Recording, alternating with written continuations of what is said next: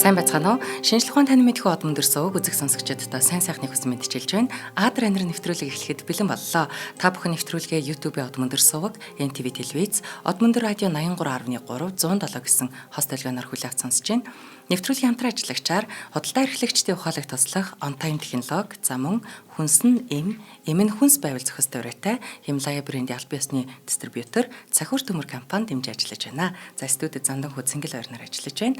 Өнөөдрийн сэдэв бол одон орны сонирхолтой 3 өгүүлэлэг. За өдөр мэнд. За тэгэхээр 3 өгүүллийн хамгийн ихнийх нь терапизм гэдэг одоо хүний тэд махнаас бүтсэн гэдэг нэг өгүүлэг ба. За үүнийг манай одоо профессор Гант Төмөр орчуулсан. Тэгэхээр хоёлаа энэ өгүүлгийг хоёлаа те уншиж үзүүлье. За. Энэ нэг дүртэй шүү манайхаа. Тэгэхээр би нэг дүр нь болоод Цэнгэл нэг дүр нь болоод уншиж те. За. Тэд махнаас бүтсэн. Мах гинэ? Тийм ээ мах. Тэд яг махнаас бүтсэн. Мах уу? Ямар ч хэрэгэлзээ байхгүй. Бид бүр гаригийн өнцөг болон бүрээс хид хидийг туршуул хүлгүүд дээр авчирээд бүтэн үзлэг хийсэн. Тэгсэн тэд бүхлээрээ мах байсч таарсан. Ийм юм байх боломжгүй шүү дээ. Радио төхөөнүүдийг тэгээ яах вэ? Одод руу илгээсэн мэдээнүүдийг тэд радио долгион ашиглаж ярьдаг.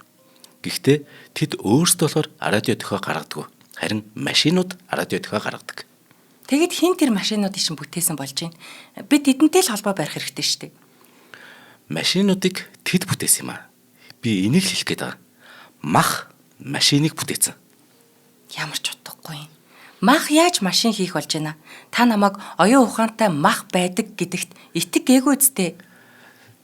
Би чамаас гуйгаагүй зүгээр чамд хэлж байгаа. Энэ амьтад бол яг энэ хавьтал ганц оюун ухаантай. Тэгэд тэд махнаас бүтсэн. Орфлешиг гэж магадгүй шүү дээ. Яагаад нүүрс дөрөвчдэр суурилсан махан үе шатыг дамждаг оюун ухаан? Үгүй дээ. Тэд яг мах төрөөд мах үхдэг. Хугацаа нэг хорог болохоор бид тэднийг хид хідэн үеийнхэн туршид нь судалсан. Махны амьдрах хугацааг чи хэр удаан гэж бодож байна? За хүлээж байгаарай. Тэдний биеийн хагас нь мах үйж болно. Виделээ шиг махан толгойтой боловч дотроо электрон плазм тархитай. Үгүй дээ. Виделээ шиг махан толгойтой болохоор мэдээж бид ч гэсэн энэ боломжийг тооцож үзсэн. Гэхдээ чамд хэлсэнчлэн бид тэднийг бүр бүтэн үзлэгт оруулж шалгасан. Тэд дотор гаднагүй тэр чигээрээ мах. Тэгээд тархихгүй гэсэн үг юм уу? Сайн зовлтгээд тархи байгаа юм. Би юу хэлэх гээд нэхэр тархи нь хүртэл махнаас бүтсэн. За тэгвэл юугаараа бодож сэтгэдэг юм? Чи яг ойлгохгүй нэ. Чи эсвэл миний яг хэлж байгааг хүлээж авахаас нэг бол татгалзаад байгаа. Энэ тархи нь бодож сэтгэдэг. Бодож сэтгэдэг мах. Сэтгэдэг мах. Та намайг сэтгэдэг маханд итэг гэдэг юм те? Яг зөв. Сэтгэдэг мах, амьд мах, хайрладаг мах, бүр мөрөөддөг мах. Бүх юм нь мах. Чи одоо бага чатгай төсөөл авч эхэлж гинөө эсвэл би ахаал ихнээс нь ярих уу? Бурхан минь. За та тоглоог юм байна. Тэд махнаас бүтсэн. За баярлалаа. Арай гэж нэг юм ойлгуулах бололтой. Тэд махнаас бүтсэн. Тэгээд бас тэд бидэнтэй холбоо өрөх гэж тэднийхэр бол баг ингээ 100 жил оролцож байгаа. Бурхан минь ээ. Тэгээд тэр мах одоо яг юу хүсэж байгаа юм бол? За эхлээд тэд бидэнтэй ярилцах хүсэж байгаа. Дараа нь мэдээж ертөнцөөр аялах, бусад оюун ухаантнуудтай уулзах, санал бодлоо солилцох байдаг л зүйл шүү дээ. За бид нар махтай ярилцах ёстой болох юм байна. Айдаг. Наадах ч л тэдний нөгөө радиогоор илгээсэн мэдээ. Сайн байна уу? Хүн байна уу? Энд хүн байна уу гэдэг иймэрхүү юмнууд л одоо илгээсэн. Тэгээд тэд нар үнэхээр ярьдаг юм уу? Тэд үг, ойлголт, тэг хийс төрлөл хүртэл хэрэгэлдэг юм уу? Бүгдийг нь махаар л хийдэг болохоос ш. Та түрүүнд тэр радио ашигладаг гэж хэлээд байсан биш үү? Тийм л дээ. Гэхдээ радио дээр нь юу гэдэг гэж? Радио дээр нь хамгийн гол нь махны дуу байгаа. Махыг ингээд хооронд нь алгадах ч хүмүүс ихсрэхэд нэг дуу гардаг да. Тэд яг энэ махнуудаа хооронд нь алгадчихжагаад бие биерүүгээс ихсрэх замаар тэгж ярилцдаг. Бүр махаараа бүр яадаг гэж зүгээр ярилцахаас гадна агаар шахчихагаад бүр дуулдаг. Бурхан минь, дуулдаг мах. За арай хитэрч байна. Тэгэхээр ер нь та яг яа гэж бодоод байгаа юм? Тэднийг. За альбан шугамаар уу, яг альбан бус шугамаар уу? Аль нойрно. За мэдээж альбан шугамаар бол бид ертөнцийн энэ хэсэгдэх бүхэл нөгөө оюун ухаантай амьтад, мүлт амьтдтай ямар ч ялварлал, ямар ч одоо тэр айц хөвөр холбоо тогтоож бүгдэнтэй нийлдэгээр бүртгэж авах хэрэгтэй. Энэ бол бидний үүрэг. Гэхдээ альбан бус шугамаар хоёлаа төсөөлөд үсттэй. Тэгэх юм бол би энэ тухай бүх бичлэгүүдийг арилгаад бүгдийг хоёлаа зүгээр мартчихъя гэж хэлмээр. За таныг ингэж хэлнэ гэж би бараг мэдээд байсан. Гэхдээ яг энэ дөрмийн босалтай. Гэхдээ хатууч гэсэн юмд ер нь хязгаар байх хэрэгтэй шүү дээ. Бид одоо үнэхээр махтай холбоор тогтооно гэж чи зөвлөд үзэлтэй. За 100% санал нийлж байна. Юу гэж хэлэх юм болж байна? Ингэх юм уу? Сайн уу маха? Сони юу байна да? Бид ингэх боломжтой юм уу? Хэдэн гаригийн тухай яригдчихэж байгаа билүү дээ. Ганц л гариг. Тэд бусад гаригууд руу одоо тийм нэг махны одоо тусгай чингэлгүүд дотор бол зорчиж чадна зүгээр. Гэхдээ бусад гаригууд дээр очиод тэндээ бол амьдарч чадахгүй. Мөн тэд ч нөгөө мах учраас зөвхөн нөгөө С окторгуу дотор л зорчих боломжтой. Тэгэхээр энэ юу гэсэн үг вэ гэхээр мэдээж хэрэг тэднийг гэрлийн хурдны зааг дотор оруулж байна. Тэгэхээр гадныхантай холбоо тогтох боломжийг үлэмж багасгачих. Ер нь бол үнэндээ баг нөгөө өөр одоо тий оюун ухаантнуудтай уулзахад хязгааргүй бага болгоно. Харин чингэлгүүд дотроо бол зорчиж чадна ш. Гэтэ тэрнээсээ буугаад өөр гариг дээр амьдрах чадваргүй. За тэгэхээр бид ертөнцид хин ч байхгүй юм шиг дүр үзүүлээд байжээ. Тий, тэгээ. Харгасан. Гэхдээ таны хэлснээр хэн махта уулзахыг хүсэх юм. Тийм биз дээ. Нөгөө манай хөлгнүүд дээр байсан та нарын шалгаж үздэг тэр амьтдыг яах юм? Тэд нэр эргэж санахгүй юу? За тэд нарыг эргэж сансан гэж төсөөлье. Одоо тэр махнуудыг те нөгөө махандаа ингээд те би одоо нэг ийм газар байлаа гэдэг ч юм уу. Тэгвэл нөгөө махнууд нь тэднийг солиотой гэж бодох юм. Хинч итгэхгүй. Бид тэдний толгой дотор нь ороод яасан гэхээр махыг нь бас жаах индүүч гэсэн болохоор тэд биднийг зөвхөн зүүд гэж ойлгоно. За маханд зүүд болно гинэ. За ямар хачин сонсогдож байна. Гэхдээ яах вэ? Махны зүүд болно. За ямар ч юм энэ хэсгийг бүхлээр нь эзэнгүү ямар ч оюун ухаантай одоо тийм амьтан байхгүй гэж тэмдэглэжлээ. Сайн байна. Албан ба албан бос шугамар зөвшөөрч байна. Хэрэг хаагдлаа. За өөр юу вэ? Галактикийн тэр тал сонирхолтой зүйл алах уу? Байна. G445 гэдэг бүсийн 9-р ангиллын нэгэн одон дотор ичимтгий боловч сайхан ааштай нэг ус төрөгчийн цөм кластер байгаа. Галактикийн хоёр эргэлтийн өмнө бидэнтэй ер нь холбоотой байсан. Одоо цаадуулч нь нөхөрсөх харилцаагаа дахиад сэргээе л даа гэд. Тэд яах вэ? Дандаа ингэж идэх юм. Гэтэ яагаад үгүй гэж бид нар нөхөрсөх харилцаагаа сэргээж болно шүү дээ.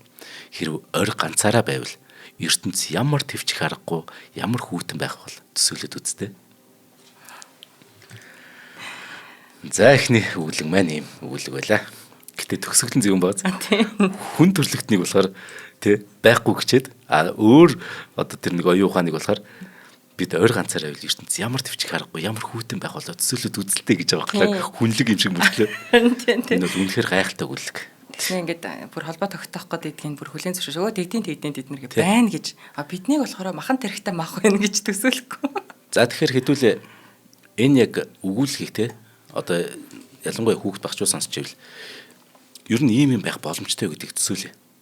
Ер нь манай энэ ертөнц сэтгэх зүйлд одоо ийм их хайр гэрхэн байдаг болоо. Бид тэдэнтэй хизээ нэгс уулзголоо.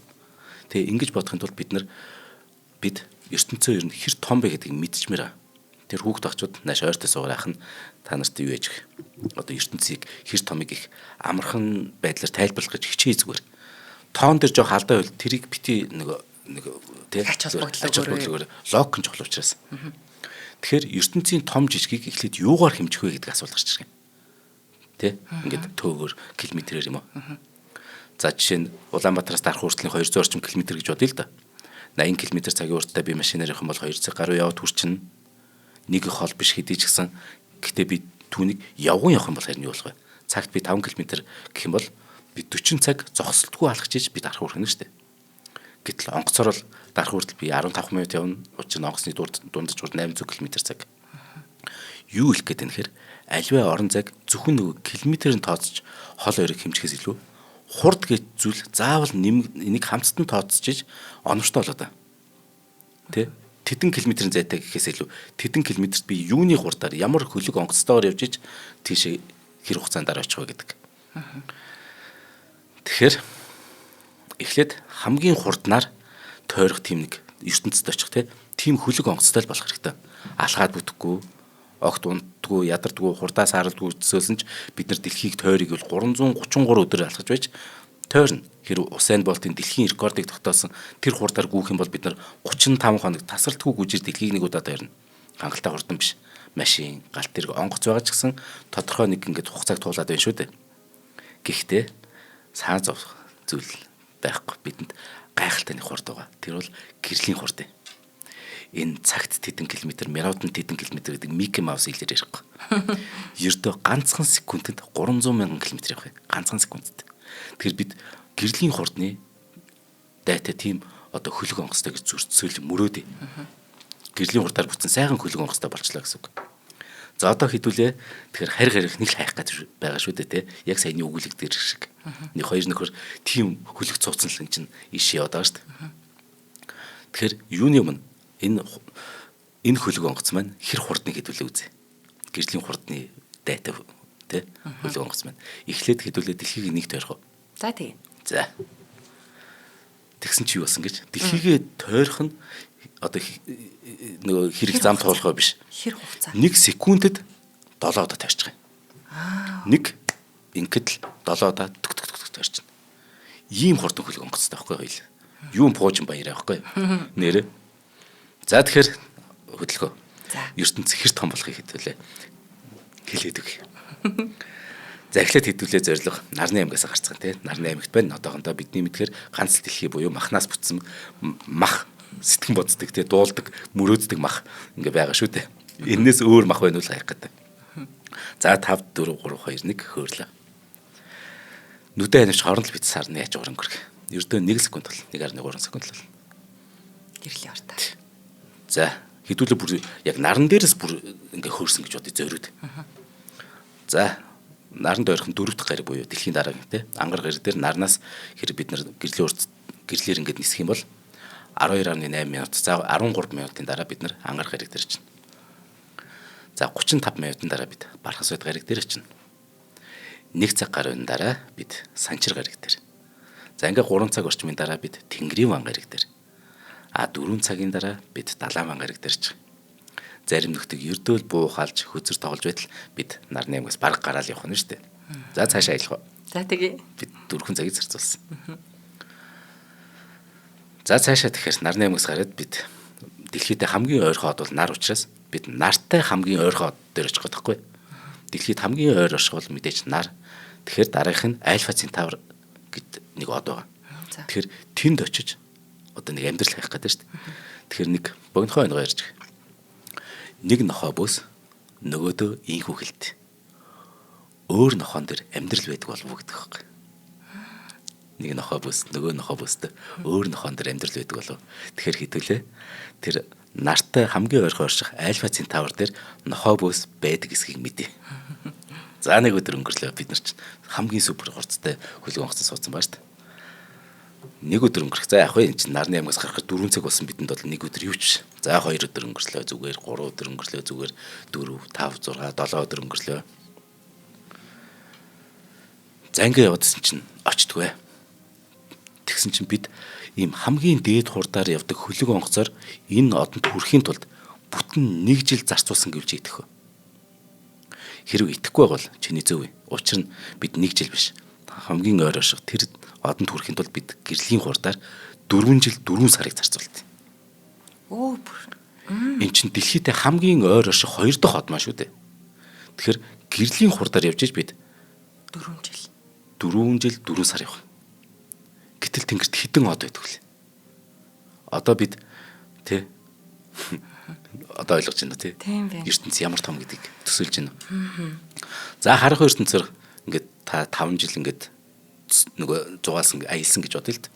Элдвийг ургуулсан бодно, галзуурах шахах нь хэвийн үзэл бол мэдээж. Жишээ нь би нэг удаа гэрлийн урдын хөлөг онгоцсон дээр суучаад Альфа Центавр явж байхдаа ингэж төсөөлжсэн. Тэр аялалд явж байхдаа Альфа Центавр Аг тойрдог нэг гариг дээр нь амьдрал байгаа болов. Байдаг бол яг ямар шүү царайтай байдаг бол махнаас бүтсэн болов. Медуза шиг эсвэл аалцэг царайтай болов. Тэд алтан дуртай түүнээс олж бие бинийгээ хөнөөдөг ч юм уу. Эсвэл арай хөөрхөн аалз шиг царайд байгаа төлөө жом шиг царайднууд нь бие бинийгээ хөнөөдөг болов уу? Эсвэл бүр нэг тарган голио шиг нөхөр нэг царцаа шиг нөхтөгөө дээрлэгдэг болов гэх мэт элдв юм бодно шүү дээ энэ чинь 5 жилийн хугацаанд. Юу эсэг бодоход гэвч бидний зорилго тэднийг судлах биш. ертөнц хэр том бэ гэдэг асуултанд хариулах юм. Тэгэхээр альва центавр дээр очлоо бид тий ямар ч байсан өөр нохоо бүс байхгүй мэдж учраас цаашаа явцгаая. За ингээд цэлмэг тэнгэрчүүнд харагдах Milky Way буюу сүүн замыг монголчууд тэнгэрийн заац гэдэг. Энэ манай галактикийн оддын бөөгнөр дэлхийгээс бидэнд ингэж харагдчихаг. Энэ галактик бол манай нар байдаг одоо бас нарны гэрнэ. Бидний гэр бол энэ нарны аймаг тий. Тэгэхээр манай галактик гэдэг нь манай нарны аймаг дотор нь багтдаг. 100-аас 400 тэрбум моддын бөөгнөрлөө. 100-аас 400 тэрбум моддын. Зарим моднууд нь тэр чинь ангараг дэлхий бод гэдэг шиг өөрсдийг нь тойрон иргэдэг гаригуцтай. Магадгүй манай галактикт багада 50 тэрбум гариг бай. 50 тэрбум гаригийн нэг нь дэлхий л байхгүй. Та өөр гариг дээр өөр нохоон дээр нохоо бүс байгаа болов амьдрал болов гэдгийг одоо тооцоолоо үзсэн. Бид нарыг тойрч иргэдэг шиг энэ олон тэрбум од гаригууд ямд галактикийн төвөө ингээд идэрч бүгд тойроод иргэнэ. Тэгэхээр тэнгэрийн заас буюу манай галактик бол тий ийм 50 тэрбум гаригтай байна ш багада. Дэлхийгээс галактикийн яг төв хүртэл ингээд яг гэрлийн урдаар явах юм бол бид 30 мянган жил зарцуулах юм. 30 мянган жил. Гэтэ гэрлийн хурдаар шүү. Тэгэхээр нар яг өнөөдөр аслаа гэж бодоход яг манай галактикийн төв тэр нарны гэрлийг 30 мянган жилийн дараа хүлээж авна гэсэн үг. Нар маань өөрөө галактикаа тойрч иргэдэг те. Тэгэхээр галактик ингээд нэг удаа бүтэн тойроход 250 сая жил болд.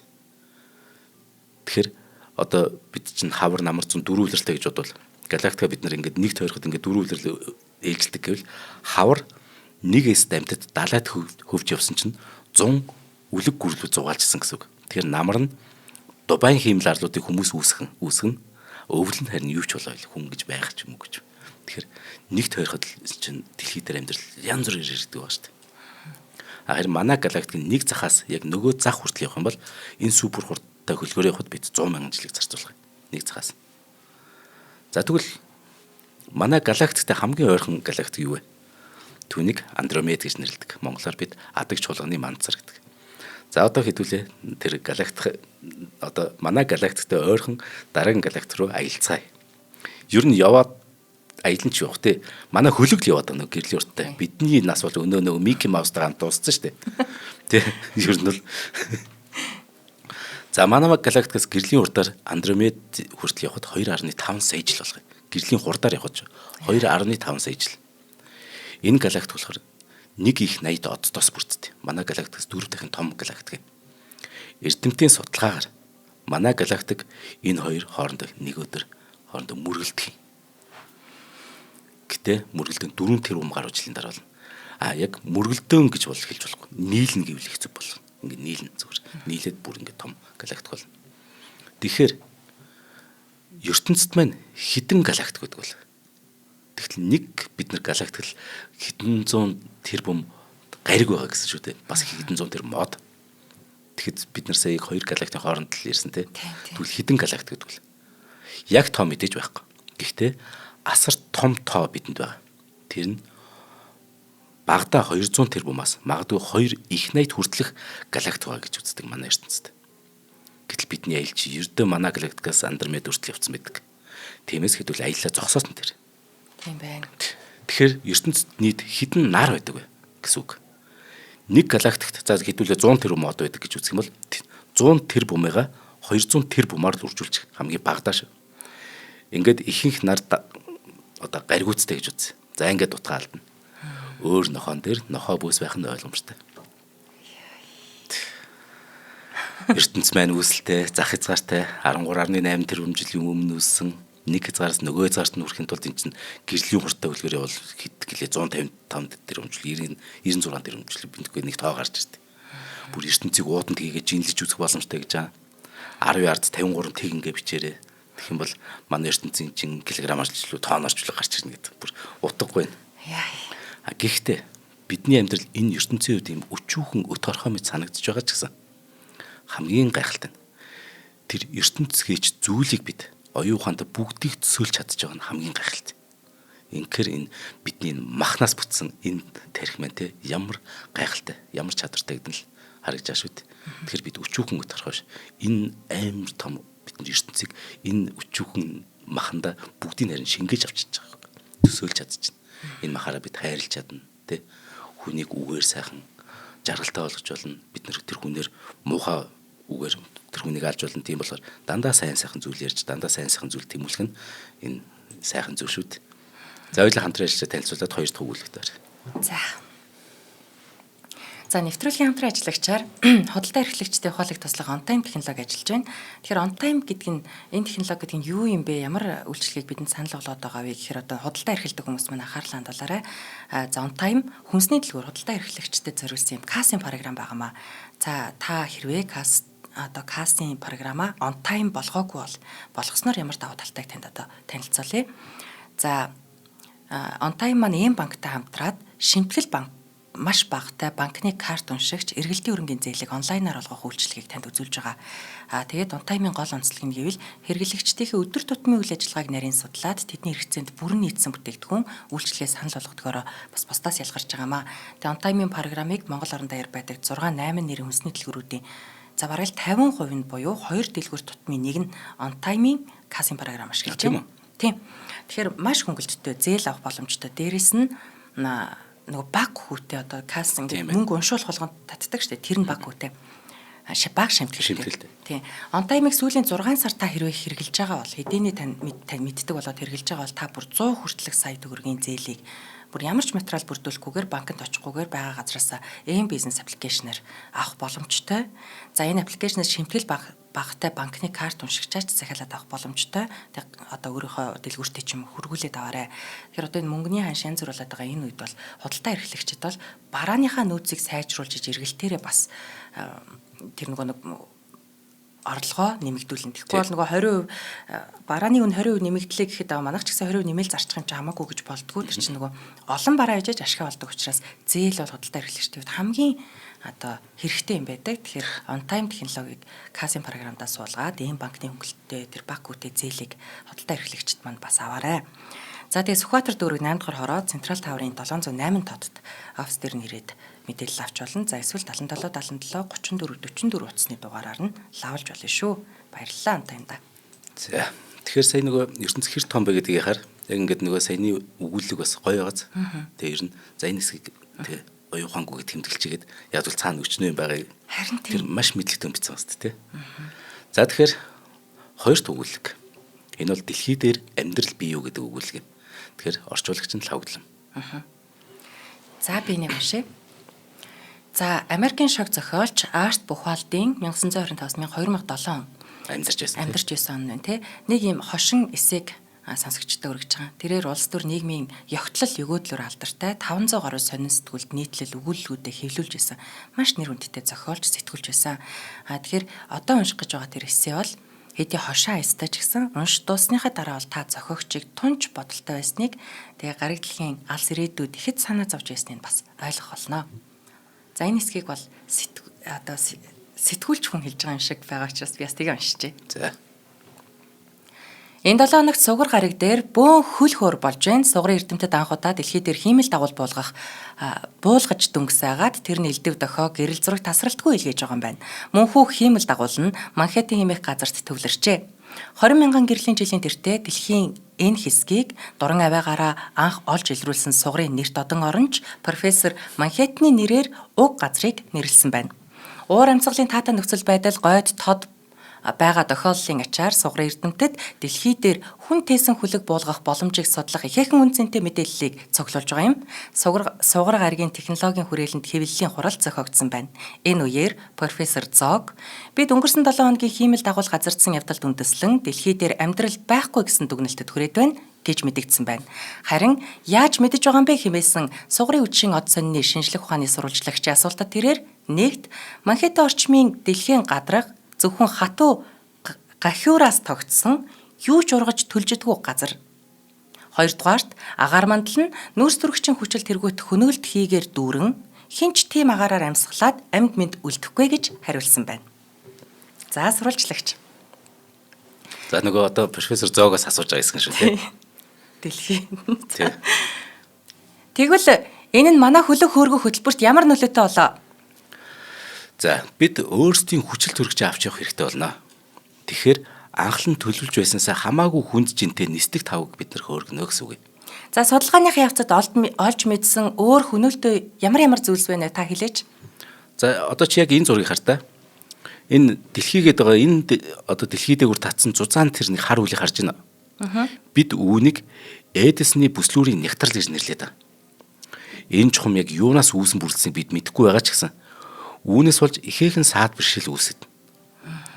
Сугрын оршихуу гэд бид энэ хөлгөө илгээхээс өмнө ахаад олон туршилт хийх ёстой гэж үзэж байна.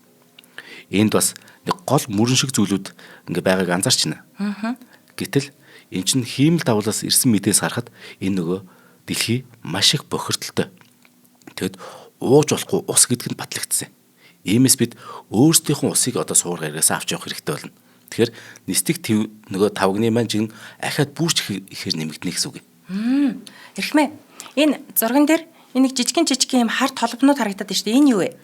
Тийм бид энийг яг юу гэдгийг сайн мэдэхгүй байна. Энэ болохоор тодорхой ингээд нэг чиглэлд хөдөлдөг металлын хилтерхий юм шиг байна. Тэ? Ингээд нэг жоохон ингээд хөдлөөд байна. Энэ нэг металлын хилтерхий юм шиг байна. Гол нь эднээс нь болохоор яагаад вэ гэхээр хий ялгараад байна. Мөн энэ нэг жижигхэн хилтерхий үнтээс энэ дуу чимээ гараад байна. Тэгээ хамгийн сонь эдгээр хоорондоо мөргөлддөг нь ажиллагдсан. Тэгэхээр ийм металлын хилтерхийнүүд бүр маш их бүр үнэхээр их зам чиглэлэнч бүр ямар замбраагүй.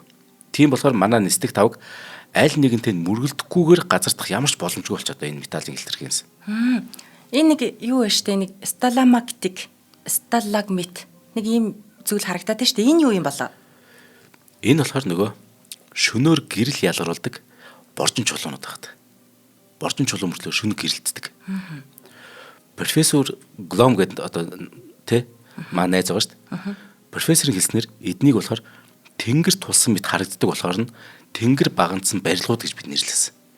За хэрвээ одоо таны хэлж байгаа чи үнэн бол нисдэг тавг илгээх хөтөлбөр одоо хэдэн жилээр саадах юм байна тийм үү? Тийм. Гэтэ Grabstart-ийн нэмэлт хөрөнгө оруулалт ирсэн даруйд бид юу н ажлаа үргэлжлүүлнэ.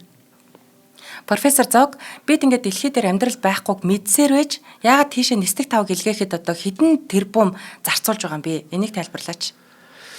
Одоо тий хэрвээ одоо бид чинь бол суур гаригийн тий эрдэмтэд бас хүмүүс маа суур гаригийнхан бол манай Нарны аймгийн суур гаригийнхан сонсч ивэл тий суур гаригийнхан хэрвээ бид энэ дэлхийн агаараар хэрэг бид нар амьсгалаа сурчих юм бол бид ертөнцийн хаасч амьдарч чадах. Даагтай юм аа тийм. Зөвөн бооз. Нөгөө 1000 түмэн пүрүүснүүд юм аа ерөөсөө металлын хилтерхий. Харин тий. Тэнд нэг гахиур гэдэг байгаа шүү дээ. Аа. Тэр чинь нөгөө цемдэг чинь Монгол нэр чинь гахиур шүү дээ. Оо тийм үү. Тий. За яста хөөх юм аа. Энэ надад бүр нөгөө бидний өнцгөөс биш. Үгүй нэрээ биднийг ингэж ярьдаг бол гэдэг өнцгөөс харсан чинь инээдтэй юм аа бүр. Харин тий. Тэгэд хамгийн сүүлийнх нь л их хоржонт. Суур гарийнхан бид дэлхийн агаараар амьсгалж сурвал бид нар хаач амьдарч чадах шүү дээ гэдэг. Амар тий. Тэгээ носнууд нь ингээд хүн хэрэглэх боломжгүй бохирдсон гэдэг үү? Тий. За тэгэхээр хэдүүлээ ч гэсэн ингэж зүйлээ. За одоо тэгвэл суур гарийнхан бидийг доогож гэнэ гэж үү. За одоо бид дэлхийнхэн гариг гэнэ. Бид суур гариг дээр тэгвэл суур гариг дээр нь амьдарч чадах болов. За тэгэхээр суур гариг болохоор амьдрахын аргагүй. Яг тэгвэл манай Нарны аймгийн хамгийн халуун гариг байхгүй. Бүр нэмэх 400 500 энд бүр байх арга. Нэмэх 400 гэдэг бол энэ чинь бүр зүгээр энгийн тий нэг хөлөг онгоц ч өөрөө очиход байх аргагүй шүү дээ. Тэр хүн бол суур гариг дээр амьдрах аргагүй. Харин ангараг дээр амьдарч болох уу гэдэг асуулт гарч ирж байна. Ер нь ирээдүйд бид Нарны аймгаа колоничлох нь хүн төрөлхтний зорилго. Нарны аймгаа колоничлсны дараа бид ойрын однуудаа колоничилж бид ирээдүйд бүр галактик колоничлох ёстой шүү дээ. Тэгжиж бид амьд үлдэнэ. Тэрнш бид зөвхөн дэлхий дээр байгалах юм бол тэ энэ хизээ нэгс хүн төрөлхтөө гэж зүйл байхгүй болох юм. Бүр мөхөж алга болно. Энэ бол бидний гарцаагүй хувь тавилын. Гэтэ гарцаагүй хувь тавилан гэж бид нар бууж өгч болохгүй. Тийм учраас бид сарн дээр хүн буула ангараг дээр одоо ангарагнаа явагч хөлгүүд тэнд судалгаа шинжилгээ хийж байна те. Тэгэхээр эн чинь бид бууж өглгүй одоос бэлдээл байгаа юм. Өнөөдөр л эхлэхгүй бол бид нар тий за шинжлэх ухааны одоо хөгжлийг хүлээгээд мянган жил хоцрох юм бол нөгөө аюул ойртоход бид арай эхлэхгүй явдаа гэд харамсаа суухгүй тулд ирээдүйн хойчтой тий мөхлийг нь бэлгэлэхгүй тулд тэр аимшигтай зүйлийг өгөхгүй тулд бид одоос хичээд байгаа шүү дээ. Тэгэхээр шинжлэх ухааны хамгийн сайхан нэг тэндээ. За жишээ нь 21 оны 3 сард гарсан нэг мэдээ байгаа юм л д. Энэ ихтэй нэг жоох юу маягийн шүү. Бүтцсэн зүйл биш шүү зүгээр жоох марзан. За. Нэг дэлхийд даяар үйл ажиллагаа явуулдаг Абибу гэдэг архитектурын одоо нэг студи байгаа байхгүй архитектор. Тэгсэн Улаануудын гаригийн Темпе Менса гэдэг газар 5 хот байгуулахар төлөвлөж байгаа гэдгийг зарласан. За. Ангараг дээр. Энэ хотуудаас Ньюва гэдэг хотыг нь болохоор ангаргийн нийслэл болгоно гэд мэдгдсэн байна. Энэ хотыг яасан гэхээр нэг өндөр хавцал байгаа байхгүй маш өндөр хавцал. Тэгэхээр тэр өндөр хавцлыг түшиглэн босоо чиглэл байгуулах юм. Энэ хотыг нь ингээд одоо бид нар чинь газар дээр хөвтэй чиглэлээр ингээд яадаг шүү дээ. Тэгэхгүй босоо чиглэлээр байгуулах гэдэг. Энэ яах гэхээр нарнаас ирэх тэр үхлийн аюултай хор цацраг тэрнээс хүн ангараг дээр амьдрэх гэвэл тэрнээс нуугдах хэрэгтэй байхгүй. Тэр хавцлын аргаар нуугдах боломжийг тэд нар гаргаж ирэх гэдэг. Тэгэхээр Абибу студ нүүрс төрчин давхар эсэл болон ангаргийн тэр гадаргаас олдсон усыг ашиглаж агаад шин төрлийн ган төмрийг үйлдвэрлээд түүгээрээ энэ хотыг барьхаар төлөвлөж байгаа гэд мэдгдсэн. Гэтэ эн чинь мөрөөдөж байгаа шүү манайхаа. Ийм мөрөөдөл яваан дунд нөгөө бодиттой болдог учраас энийг бити дооглоорой тий. Тэгсэн Абибугийн үүсгэн байгуулж Альфред Мюниз Евроньюс төгсөн ярилцлагад ингэж хотын нэрийг өгөхдөө хүн төрөлхтнийг хамгаалагч нэг домгийн бурхны нэрээр санаа авсан гэж байгаа байхгүй. Тэгээ барилгын ажил нь болохоор 2054 оноос эхлээд 2100 он гэхэд ер нь дуусчихна гэж. Тэгэд хотын хүн амыг нэг 250 мянга байгаар тооцоолж байгаа. Хот байгуулсан дараа хүмүүсийг 26 сар тутамд дэлхийгээс зөөвөрлөх юм. 26 сар тутамд. Тэгэд ангарах хүршлэх аялал нь 1-3 сар үргэлжлэнэ. За энэ 26 сар тутамд дэлхийгээс зөөвөрлөнө гэдгийг тайлбарлаж өгье. Хүүхд багчууд сонсч ивэл дээ. За ангарах дэлхий 2. За хоорондоо ойрхон.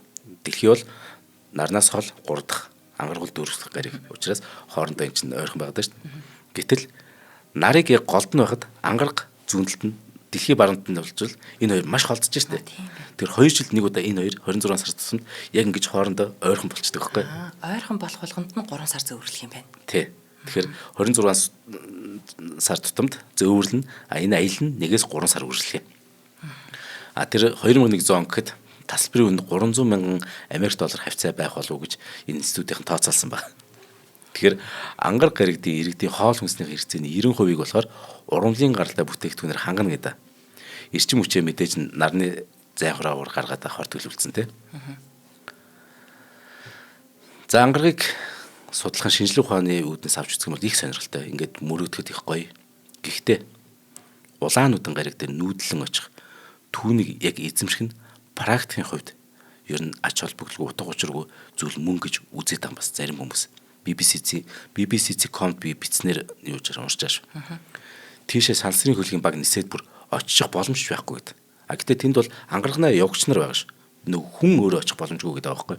Шалтгаан нь галактик даяар нэвт тархсан сансрын тэр цацраг туяа. Дэлхийн агаар мандал соронзон орн болохоор биднийг нөгөө тэр үхлийн аюул учруулахуйц энэ туянаас хамгаалж идэг. Тийм ч учраас бид нар авраараа эднийг хардаг шүү дээ. Харин задгаа сансарт гарцсан үед тэнд чинь бидний хамгаалах энэ сорон зоорн гэдэг зүйл юм хамгаалагч байхгүй болчихно. Хорт туянаас бултна гэсэн ойлголт байхгүй. Харин буух цаг тэр буух газараа зөв сонгож чадах юм бол эрүүл мэндэд нэг хохирол учруулахгүйгээр саран дээр очих боломжтой. Тэгэж бас саран дээр очих тийм ч удаан эсвэл тийм ч учраас бидтэй 50 жил юм эн чинь 6 удаагийн орлогоор 12 хүн буулгах чадбайгаа шүү дээ саран дээр. Одоо саран дээр ахаад буулгах гэж одоо үзэж байна те. Энэ бол гайхалтай зүйл. Гэтэл ангарагт хүрэхийн тулд хамгийн сайн нөхцөл бүрдсэн үедээ яг үндэ бол 7 сараас доош хугацаанд аялах хэрэгтэй болох юм. Одоо энэ буужингийн технологи өгчлөөр тэгэж хар тугуулгаар хийсэн тэр хүнд блокуудыг тээж авч явна гэдэг чинь өнөөгийн техникийн хөгжлийн түвшинд одоохондоо боломжгүй байхгүй. Тэгэхээр энэ цацраг идэвхээс бид нэр хамгаалагч чадахгүй. Яг зүгээр сайн нөгөө суургаарийнхан дэлхийн мэлхийг судалж ийн гэхээр нөгөө би зүгээр зориуд ийм яс. За хоёул хамтран ярьж танилцуулаад хамгийн сүүлийн тэр одоо орны сонирхолтой 3 дахь өгүүлбэр уншия тий. За тэгээ. За нэвтрүүлгийн дараагийн хамтран ажиллагчаар хүнс нь энэ хүнс байвал зохиостой өрөөтэй Хималая брэндийн албан ёсны дистрибьютор Цахиур төмөр компани дэмжиж ажиллаж байна. Тэгэхээр ямар бүтээгдэхүүнээрээ вэ гэхээр цистон. За хүмүүс маань мэдж байгаа да. Танд одоо мэдгүй хүмүүс байвал те шээх үед чинь хорсоох, тавгүй байх, ойр ойрхон шэмээр санагдах. За эсвэл бүр юм гүйцэж шээгээгүй юм шиг дутуу шээсэн юм шиг мэдрэмж төрөх. Ийм одоо зөвөр илрээд байх юм бол та энэ чинь нэг юм шээсний замын халдвар буюу тийм статийн шинж байж болзошгүй гэдгийг та анхаараарай. Дэлхийд даяар яг үнэ би яг наадах хэлмээр дэлхийд даяарын чинь хэдэн зуун сая хүн угаасаа өвчлөлтөг учраас энэ нөгөө ханиад төрсөнтэй адилхан түгээмэл өвчин шүү. Тэрнэш яана би ингээд нэг муухай юм тусцсан юм шүү дээ гэл нөгөө өөрөөсөө хичээл үзүүлэхгүй явж юмш болохгүй. Зүгээр ханиад төртөгтэй адилхан маш олон хүн угаас тустай. Тийм учраас энийг те яг хөнгөн хүлээж аваад тэгээд харин хурдан идэх хэрэгтэй. Тэгэхгүй хүн түлээж аваад идэхгүй бол энэ харин хүндэр шүү. Яг үнэ. Жилд эн чинь бүр юу лээ 400 сая орчим хүн ийм шээсний замын халдвараар өвчлөлдөг. Эрэгтэй үндэстэд болдог уу? Та юу гэж бодож байна? Мэдгүй. Болдог гинэ. Тийм үү, ямар сайн. Айгуу сайн. Тэгээд ерөөсөө тоохгүй орхиж болохгүй. Тэгээд цаг тухайд нэмчлэхгүй бол нөгөө бүр кинон дээр гардаг те нөгөө бөөрийн чулуу болно. За тэр бөөрийн чулууг кинон дээр бол өстой айхтрал юм болдог шүү дээ. Яг тэрэн шиг тийм том эрсдэл үүсгэсэн өмнө баг дээр нь зөв дадал зуршил зөв имээ сонгож хэрэглэх ёстой. За Хималая брендийн имийг яагаад хэрэглэж тань зөвлөх үү гэвэл 100% ургамлын гаралтай. Тэгээ энэ им нь бөөр шээсний замын халдварыг дарангуйлна. Тэгээд дахилтаа сэргийлнэ. Бөөрийн чулуу үүсгэх эрсдлийг боруулна. Удаан хугацаанд хэрэглэхэд аюулгүй үр дүнд клиникээр батлагдсан бүтээгдэхүүн. За бөөрөө бүндийтэл бөөцөл. За цистон имний ид шидийг миний хувьд бол одоо өстой. Би нуруу хөвтөд ингэж айгуудаа явсан ч бөөрөөс нь байхгүй. Тэгээ нам дартаг ер нь. За ер нь бүх аптект байгаа Монголын сүлжээ бүх имийн сангуудаар зарагдчихж байгаа. Утасны дугаар 80 80 53 28 утасны дугаараар нь лавлаж болно. Тэгэхээр ургамлын гаралтай им сонгож хэрэглэнэ гэдэг бол бас одоо ер нь хамгийн эхлээд ургамлын гаралтай имээрээ өвчнөө нь одоо илааршуулж намдааж сураад за бүр аргаа барил өөр юмроо орохоос би бол ханиадыг ч гэсэн дарман билүү бас ургамлын гаралтай имээрэл үзчихдэг юм. За баярлалаа. За одоо орны сонирхолтой 3 өгүүлбэрийн 3 дахь нь дэлхий бөөрөнхий гэдгийг бид яаж мэднэ вэ гэдэг өгүүлбэр. За орчуулагч нь манай лавглам.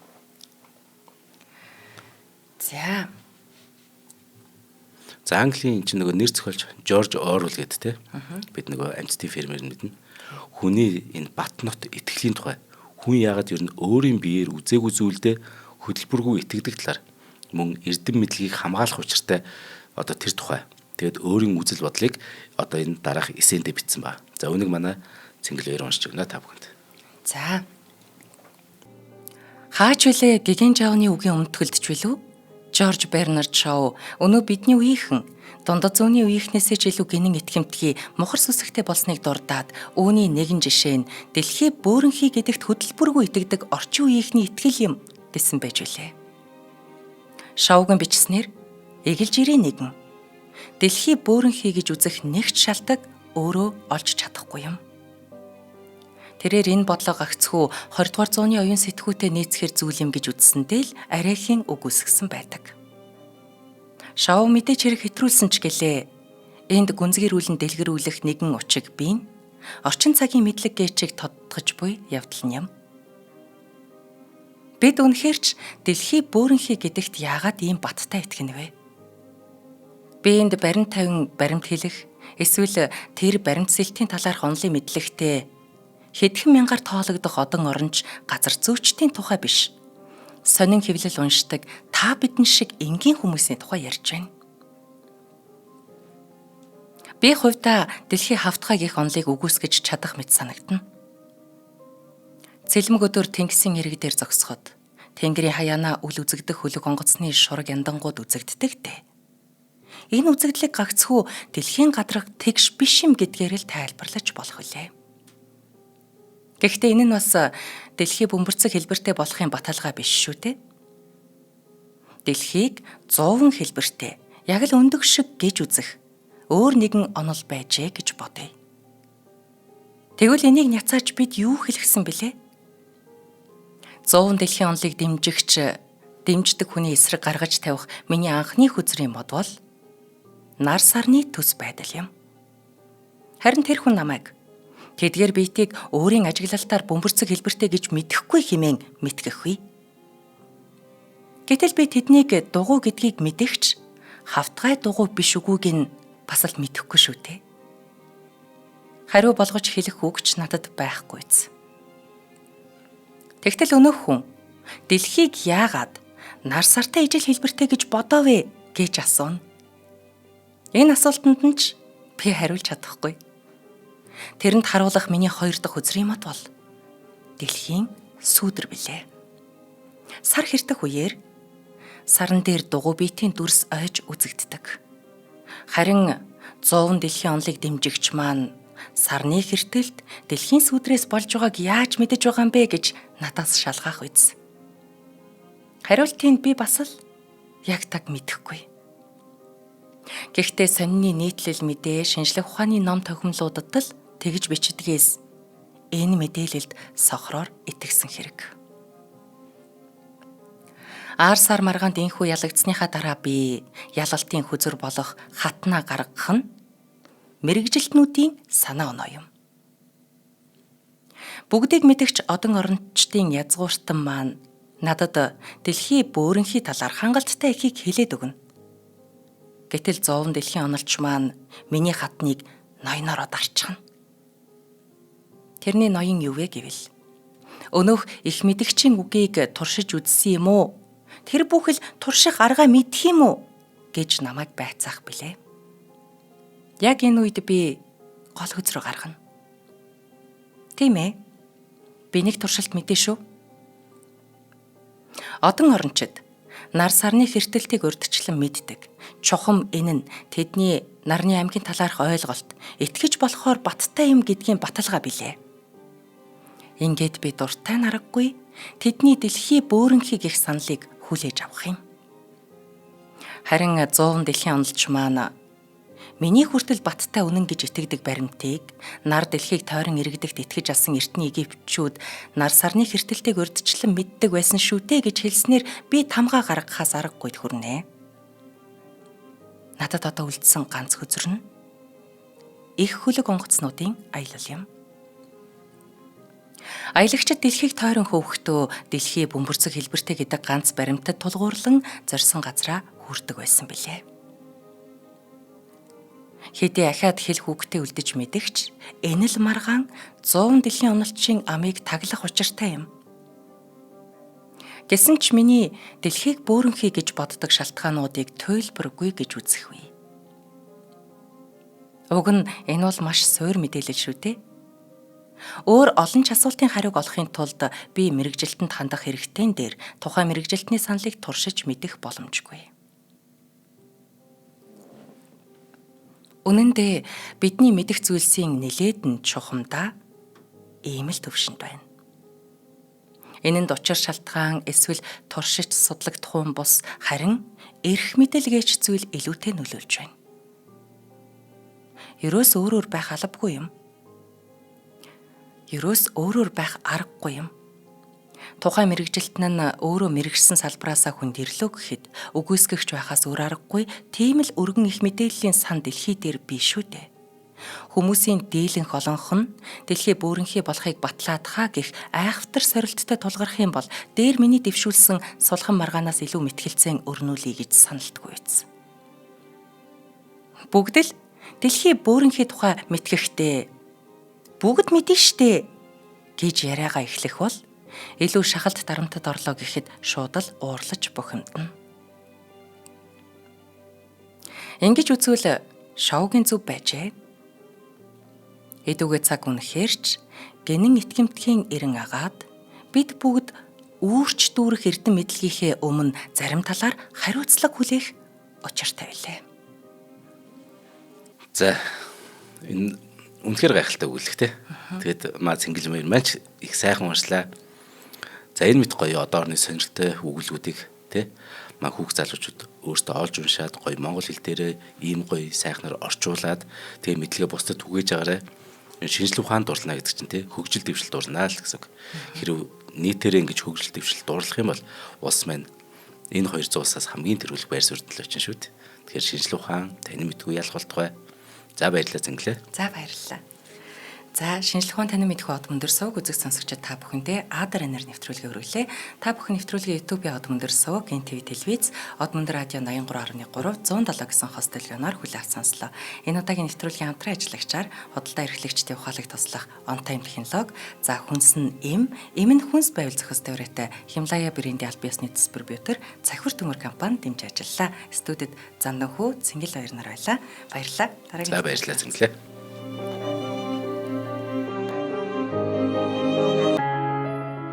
Нэвтрүүлгийг хүлээн авсан Нарны аймгийн монголчуудаа баярлалаа.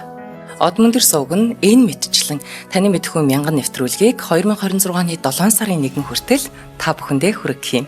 Их хэлээрээ шинжлэх ухаан танин мэдхүйг түгээхийн үлсэд нэгтгэх хүсвэл та бидэнд хандив өгөх боломжтой. Жилдээ ганцхан удаа 100,000 төгрөгөөр биднийг дэмжснээр шинжлэх ухаан танин мэдхүйг түгээх энэ үйл хэрэг амжилттай үргэлжлэх юм. Од мөндөр нэр дээрх худалдаа агшлын банкны дансгаа 4191 тэг 4518. Та 100,000 төгрөгөөр шилжүүлэхдээ гүйлгээний утга дээр нь өөрийн нэр болон утасны дугаараа заавал бичээрэй. 100,000 төгрөг хандалснаар од мөндөр сувгийн алтан гишүүн болох юм а. Шинжлэх ухаан танин мэдхүй Монголд ялах болтугай.